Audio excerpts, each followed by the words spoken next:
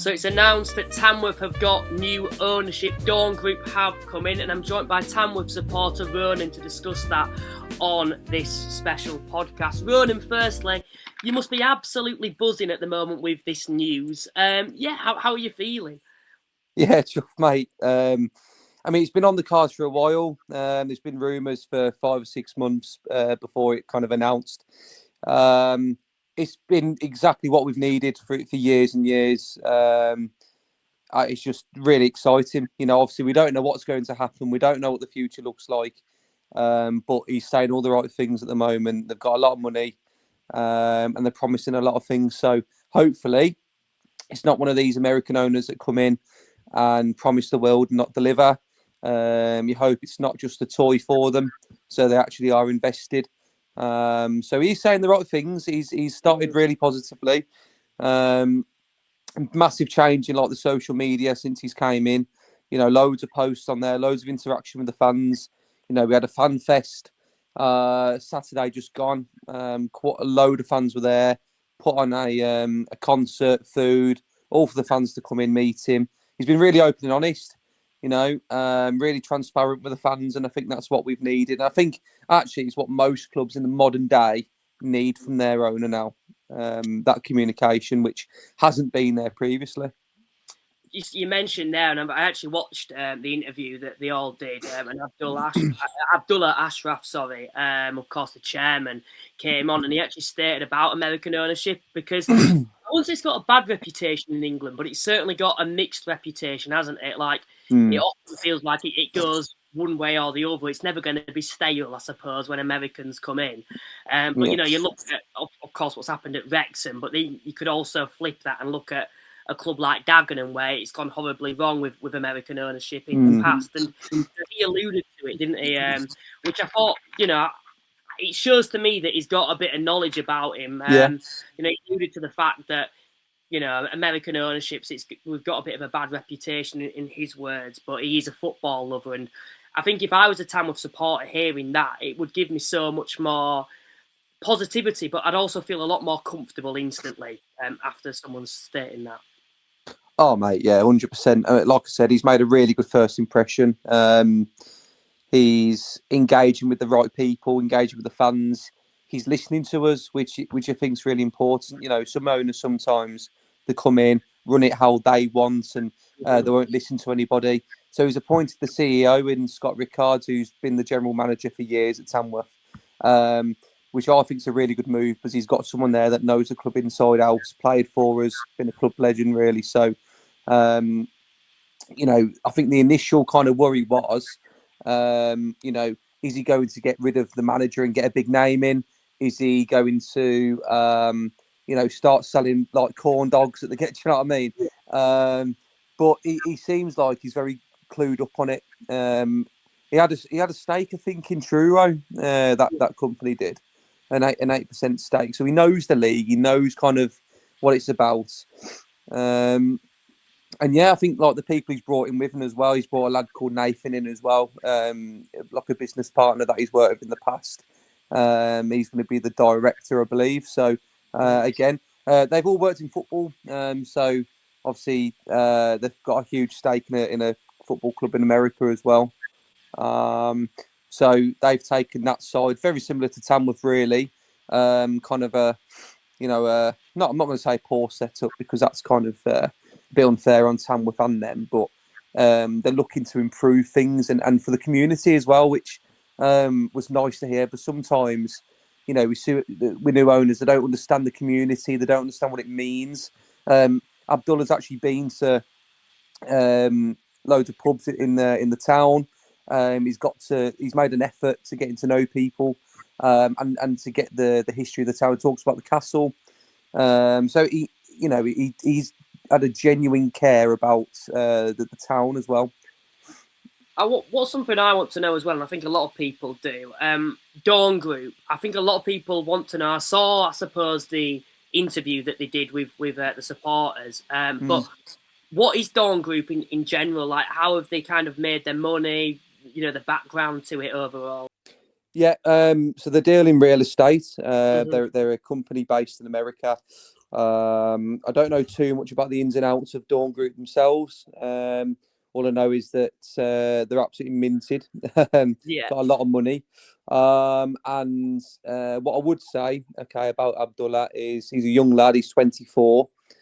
He's already worth, over £100 million in assets alone.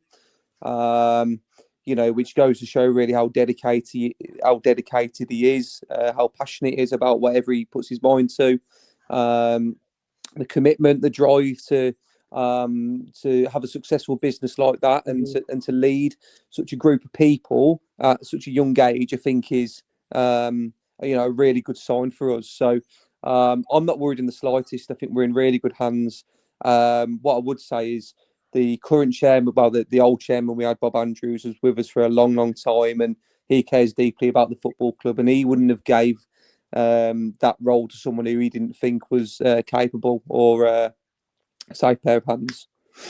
Something I want to know as well about this, and I think a lot of people do, not necessarily Tamworth fans, but they want to know, what is it about Tamworth? Is there a link with the owners to Birmingham or Tamworth itself? Or no, mate, nah. absolutely not. No, and they said that there's no link at all, really. So I think he was asked the question, wasn't he, on the press conference, why Tamworth? I think obviously he said before he got the stake in Truro, he was looking at Tamworth anyway, right? And obviously didn't quite work out at Truro. I don't quite know the ins and outs. But again, it was like an 8% stake. It wasn't, it wasn't a he didn't own it or anything like. It wasn't a big stake. So, I mean, it'll be interesting how it goes. I think he's already fallen in love with the town. He loves the community. I think it's one of them places where it's a very passionate place. In and outside of football, hardworking people. And I think he kind of resonated with that, really. So I would imagine it's around them lines, really, of, fell in love with the town, kind of saw a vision for the club. Now, I've been saying it for years. I think us as a club can go as far as we want, really. Got a massive catchment area, which I think is a big incentive, so we've got a town of over 80,000 people, 90,000 people around that. So in terms of growing a fan base, we've certainly got the number of people to do it. The one thing that's been lacking as a club is that fan engagement and getting people through the doors and keeping them. And I think what he's done so far, he's been able to engage the community. He's been able to use social media really well, promote the club, promote himself. And I think over time, we'll start to see a steady increase in attendance. He's on about obviously doing the ground as well. So, you probably are going to ask me what his plans are. But one of his plans is to improve the ground and the facilities, because we've been saying it for years. There's clubs, I think, local to us in lower pyramids of non-league that have got better grounds than us, better facilities. And I think as a National League club, we need to be, run like that. And I don't think we have been. Yes, we've done extremely well. And actually, we've overachieved massively. I think the team has accelerated quicker than the club. What I mean by that is I think that the team has been more successful, and the club haven't met the pace of which the actual team is accelerating at. So now that's kind of been met, I think it can only lead to good things going forwards. I think something else to mention there, when you talk about making the ground better and engaging with supporters better, something I get the impression that this group want as well is to make the club self-sufficient to a certain extent, if that makes sense, and that by building a fan base, a stronger fan base, you can do that. Like we've seen lots of clubs in the past who not necessarily have had the biggest fan base, but they've had an owner that's pumped a lot of money into them. It starts off very smoothly. There's this, I suppose, excitement around the club, and then it all comes crashing down because it's not sustainable. And I suppose I'm getting the impression that he's wanting to make it sustainable. Yeah. I know you've kind of alluded to it, but it almost feels like for me that they're going to prioritise making the stadium a more attractive proposition to be able to go watch by making it, a better place to watch football in terms of the infrastructure, engagement, and being able to target, your communities. Because as you mentioned there, I wasn't aware of this, but, if there's 80,000 people in your town, there's a huge amount of potential supporters that you can target there. And something else that, you can look at this either way, I suppose, is there's a lot of big, significantly bigger clubs around you who could always, and I suppose you'll have that to a certain extent at the moment, but who could adopt Tamworth as a second team within reason, or even potentially persuading them to have Tamworth as their main team. Because I think in recent years, what we've seen is a lot of supporters now are looking towards the lower leagues of a club to support. And, at the moment, if there's a Aston Villa, a West Brom fan, a Wolves fan who's fallen out of love with, the higher ends of football, and they're wanting a side local to them to support, Tamworth would be the perfect club at the moment to jump on the bandwagon of. Oh, mate, 100%. I mean, we are always going to play second fiddle to Villa, to Blues, to Baggies. We are. That's kind of the nature of non-league, isn't it? Solihull Moors have the same issue, I suppose. But what he's done is he's actually froze the season ticket prices as well. Yeah. So straight away, he's listened to the fans. He's not increasing the prices just because maybe the quality of squad's going to go up, the stadium infrastructure is going to increase and improve. He's froze the season tickets prices, which I think is a brilliant start, by the way. Still probably a little bit too pricey, but actually we don't mind paying that if we're watching it in a ground that is worth going to. Yeah, I think a lot of fans' issues was actually going to the ground, paying, good end of £20 to £22 to watch a game in a ground where really the view of the pitch isn't very good. The fan engagement's not very good. The audio system's not very good. We don't have a scoreboard, for example.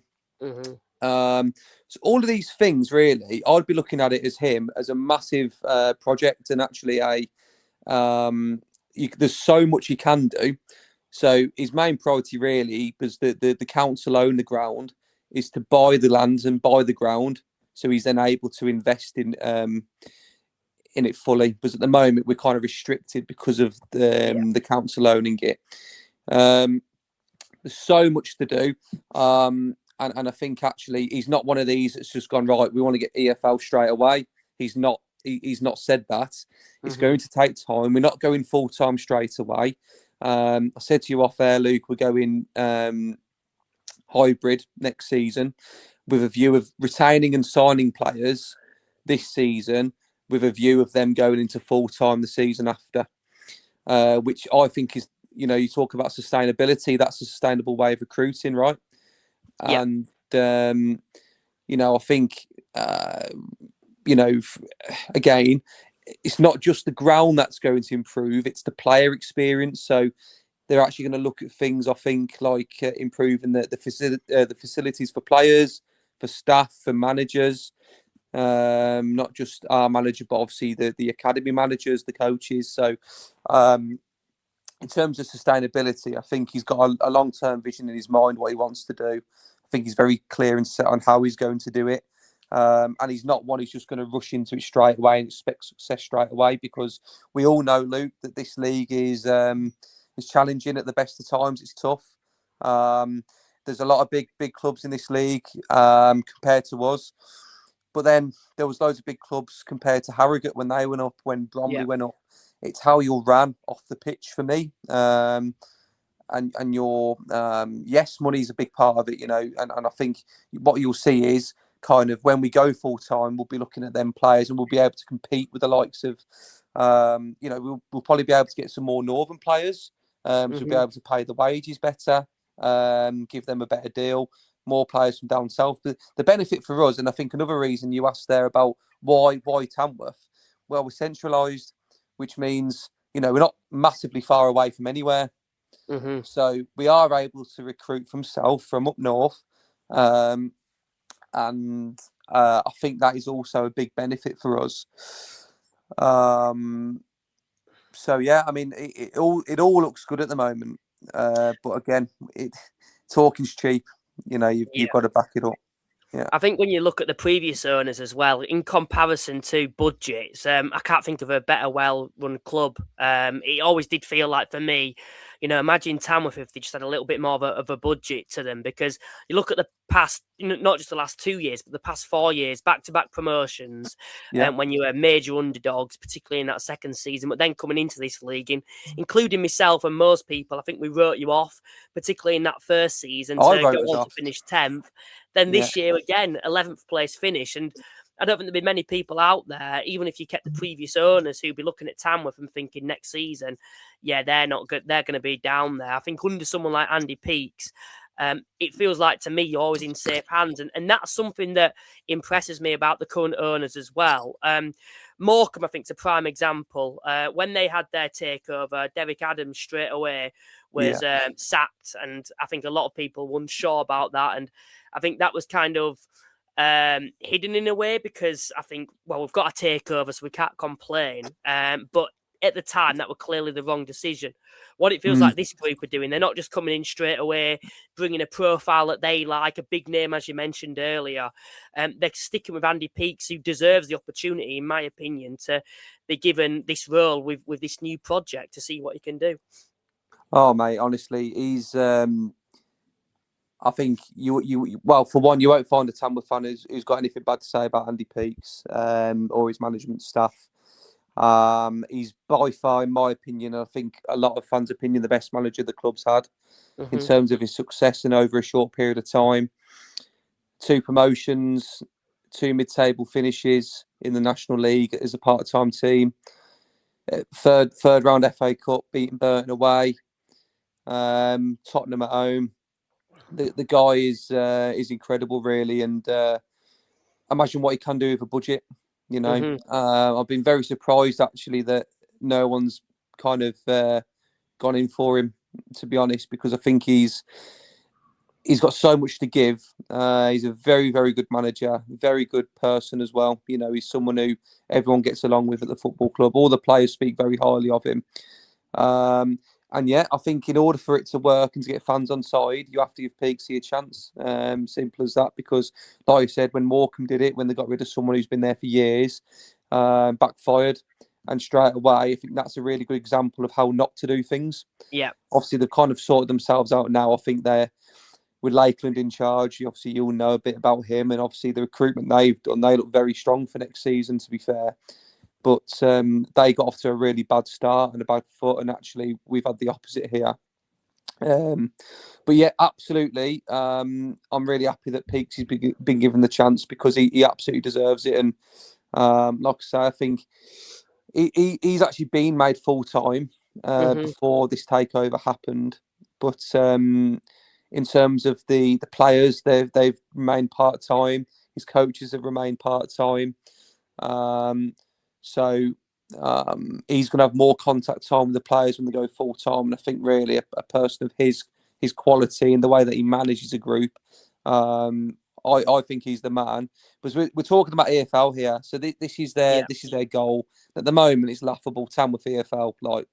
I mean, there's 23, 22 other clubs that probably should be in that league over us in terms of structure, in terms of size. But you would have said the same, as I said to you, about Harrogate and about Bromley. It's about how you run. It's about how efficient you are, how sustainable you are.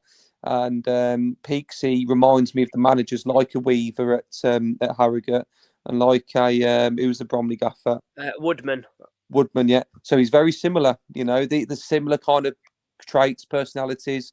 He for me and for everyone at Tamworth is the right man to do it. So and this is where I'm saying, like, you mentioned there about Bob, and I will give him credit, because we've never really been short of cash. We've never been in debt.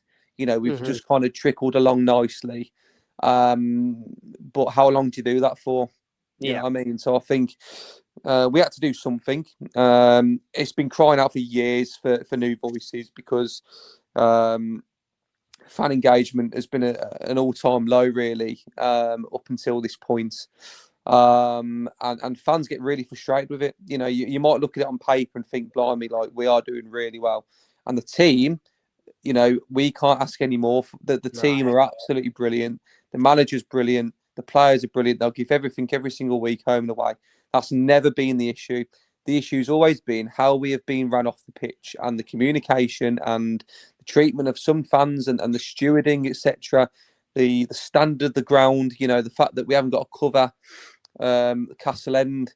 I think actually, when you look at the December months, it's a very open ground, the Lamb.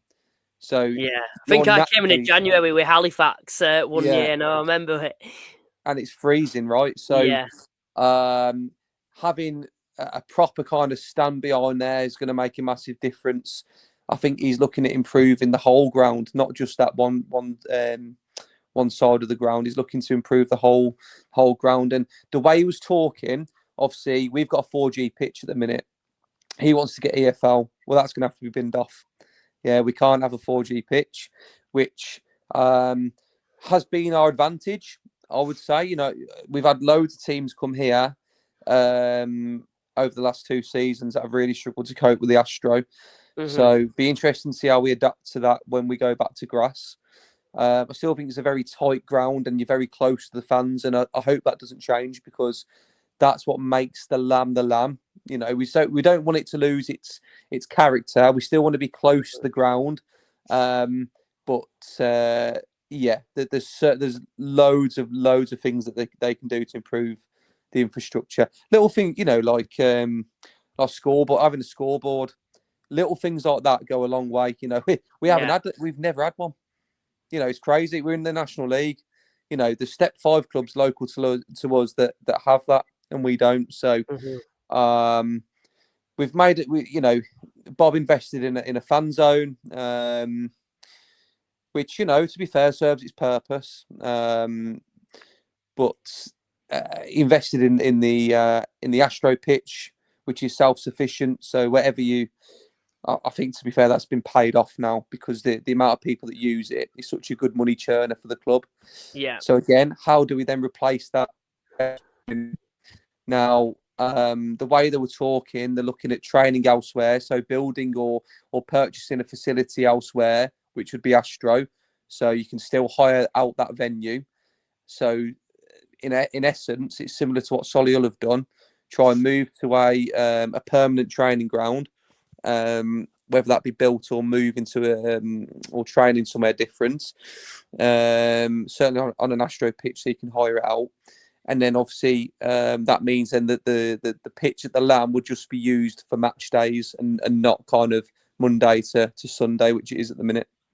Yeah, you'd also, I suppose, with that as well, particularly if you did go to grass, it wouldn't be ideal, would it, having to train on at your own stadium? So, you know, having their own training facility, you know, sounds really good. And there's a lot of things for me when you look at Tamworth that it feels like they're getting it right instantly. They're not coming in and promising a load of big names and saying we're going to get EFL instantly this season. We're going to, you know, throw a load of money at it. They're actually looking at all the things off the field, which is more important for me than actually just throwing a load of money at it. But when we come to calibre of players, I know it's very hard for you to say at the moment, and you've kind of already alluded to it with you going hybrid and wanting to attract players that are going to go into full-time football. What sort of calibre of players do you think are going to come in? Do you think it's going to be a level above of what we've seen in the last couple of years? Or do you think it's still going to be those little cute signings that Andy Peakes has been known to make over the last couple of years?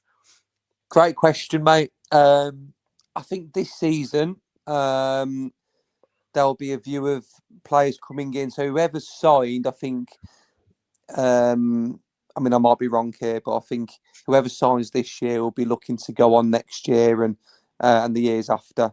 So I think there's definitely going to be a view on players that are wanting to go full time from part time. So we're obviously, I think, looking at the squad at the moment, we just released our retain list, and there's a few lads there that have been with us for years, like Tom Tonks, Matt Curley, Cockle Mollett, these kind of players that have all left. Because ultimately, they're not players that I don't think would be in the plans for a full-time pitcher. Now, he's kept one or two around, like Jazz Singh, who's been here for 9 years, and Hayden Hollis and Ben Milnes, who have been here for donkey's years. And you need one or two of them characters around the place because they've got us to where we are. But I certainly think, Luke, there's going to be a big increase in quality in player. When we go full time, I think we'll absolutely be able to compete with the best teams in this league. I think we'll be able to get League Two dropouts. I think we'll be able to get players who fringe players in League One, as you know, Carlisle do. Like a Con Clark. These kind of boys that I think would be looking to attract. Don't think it'll happen next season. I think the remit next year is to again stay in the league. From my knowledge, the playing budget isn't going up that much next season. So again, it's heavily focused on off the pitch infrastructure, sustainability. So we're not throwing loads of money at it straight away. But I do think when we go full time, we'll be able to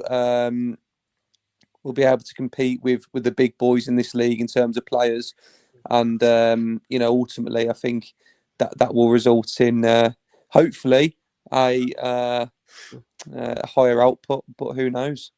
It does overall sound exciting when you speak about that. I know it's still early days, but you're thinking of like League Two dropouts coming to Tamworth. It's unbelievable. I think something else to mention as well, that you mentioned there, and it's so important, I think, for other clubs as well. You mentioned about communications at Tamworth over the last couple of years. I think it often gets overlooked, doesn't it, because of how the football is on the field, how well it's run on the field.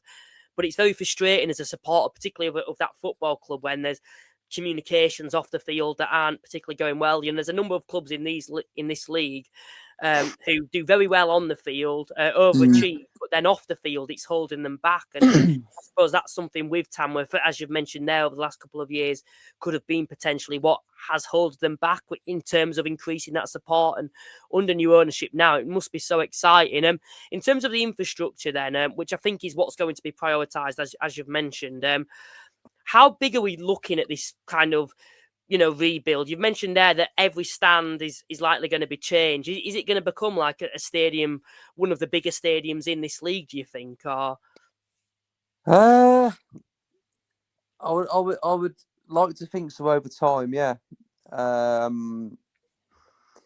think there's certain limitations because of the location of the ground. There's housing behind the shed and the away end, so you might be limited to certain kind of. You might be under certain restrictions in terms of height and things, but the way they're talking, I think that they are looking to build it into a proper, a proper ground. Now, whether they buy the rights to the stadium, sell it on, and then build a new ground is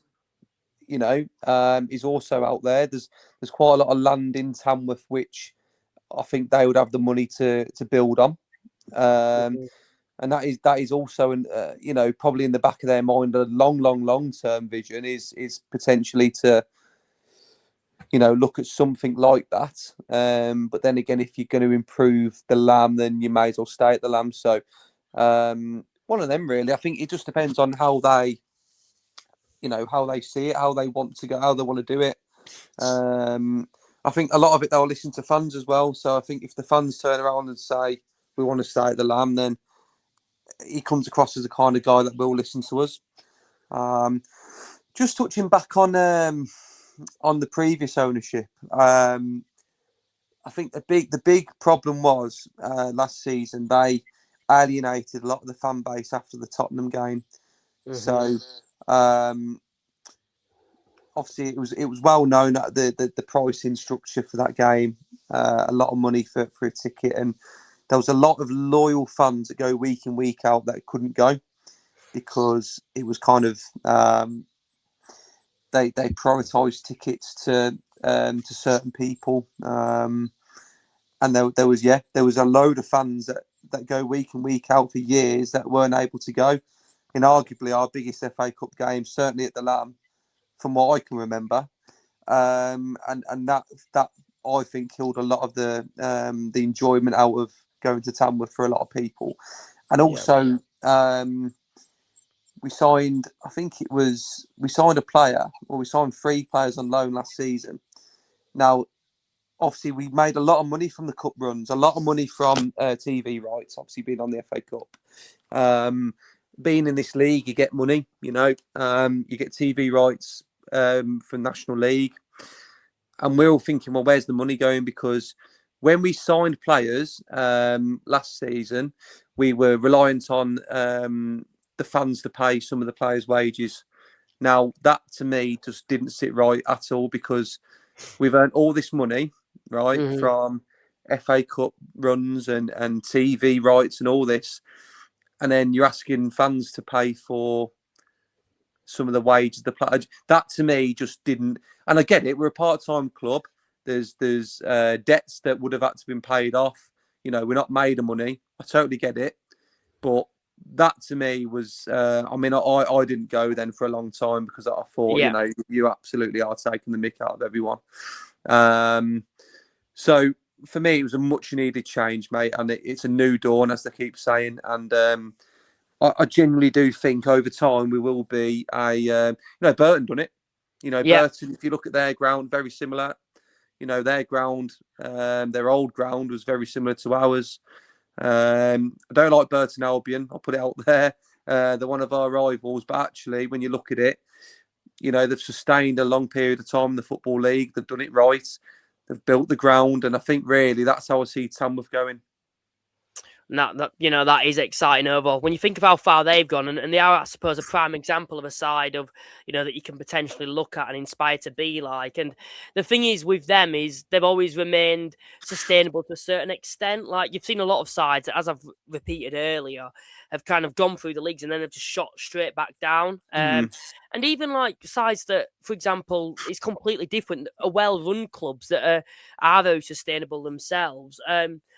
I don't want this to be like patronising or insulting to Tamworth, but it felt like under the way that they're kind of going at the moment in terms of them overachieving every year, which they've done very well. It felt like, 5 years down the line, it's unlikely they'd still be a National League side, if that makes sense, because of the finances. And over time, you can't keep overachieving. I think Maidenhead were a prime example. Harrogate in League Two, Harrogate, a very well-run club, but it was always just a matter of time when they were going to drop down. With this backing now for Tamworth, it does feel like a case of you're going to become sustainable in the National League, and you have established yourselves, but further establish yourselves. Yeah. And then there's also that aim of getting into the EFL and being able to do that too. I think just one final question I want to ask as well. What do you reckon the expectation is on the field for Tamworth this year overall? Stay up. Once again. First and foremost, and again, it's the same remit every year. Peaksy will say the same in every interview. First remit to stay up, right? Stay in this league is difficult. Even teams with big budgets struggle. It does. It's a tough league. So, I think it'd be nice for us to obviously try and get push into the playoffs. We've obviously had 2 top half finishes now. Where do we finish 13th last year? 11th last year. 11th, yeah. So 2 top half finishes. I think now with the ambition of the owner, we're going to get players that are more hungry, I think, to play for us. They can see the vision. It wouldn't surprise me if we kind of end up near the playoffs. And again, it's another one where we can prove people wrong. But I think that will kind of be the norm. I'd like to see us, sustain ourselves again in this league. Not rush into it, because I think that's the worst thing we could do, really, is rush straight into the EFL without really preparing for what's to come in terms of the jumping league. But I think we're more than capable of finishing kind of in and around the same places, trying to push a bit higher. I think that's a successful season. I think really, it's going to come out soon, I think, but we've obviously lost Ken Digi, sorry. He's gone to Barrow, which for me is an absolute massive loss. He was our best player for me last year. I actually think, watched a lot of games last year, loads of different clubs. I think he was probably being a bit biased here, but one of the best centre halves in the league without question. He was absolutely unbelievable, and he has been for 2 years. Really, really good player. I think we've lost Stefan Moles as well, which is a big blow. I've heard he's gone to Accrington, which is a blow. But you know, we've apparently signed 9 new players. Always trust Andy Peakes is what I'd say. You know, he knows what he's doing. He's got players in his back pocket. He knows what he's doing. He knows how to create environments that are gonna be successful. So I'm really confident, mate. And if it's not this season, then I think next year, I think we'll be really looking towards the playoffs as a bare minimum.